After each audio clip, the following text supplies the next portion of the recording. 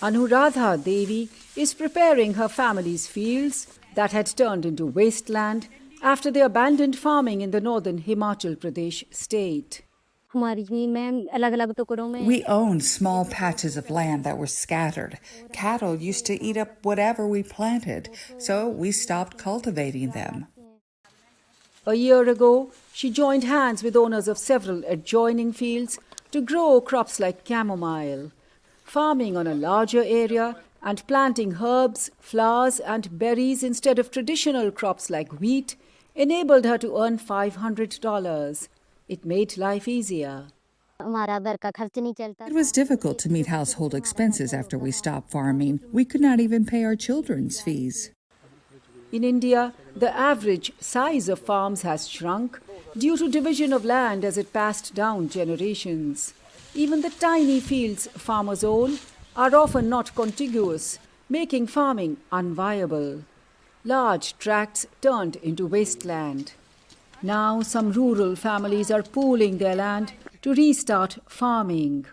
Sonu Rana and her husband Rajiv Chauhan are spearheading the community-led initiative. They faced a similar problem when they returned from the city to farm their land. It was also scattered and had become degraded. We convinced 3 or 4 families who own land around us to plant lemongrass with us. We were able to sell it to companies making tea. Then we realized that the formula which will work in this region is pulling off land resources.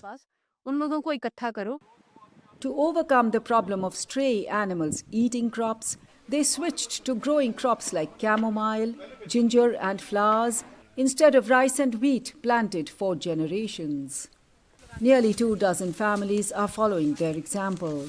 The aim is to create village-level entrepreneurs in a region where it is acceptable for women to labor on their own land but not work outside the house. One of them is Rita Devi. We formed a group of 8 or 10 people and worked together to restore the land.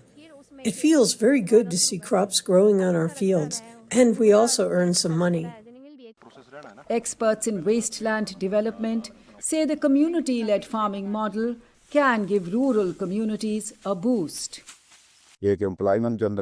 This will generate employment and stop people from going to cities to take up small jobs. It will reverse migration. Rana also helps the villagers market the crops. She says they have just modernized a generations-old practice. This is the way our grandparents used to farm. They used to help each other. We are working on the same model. Experts say success stories from this initiative could set a template for others. Anjana Pasricha, VOA News, New Delhi.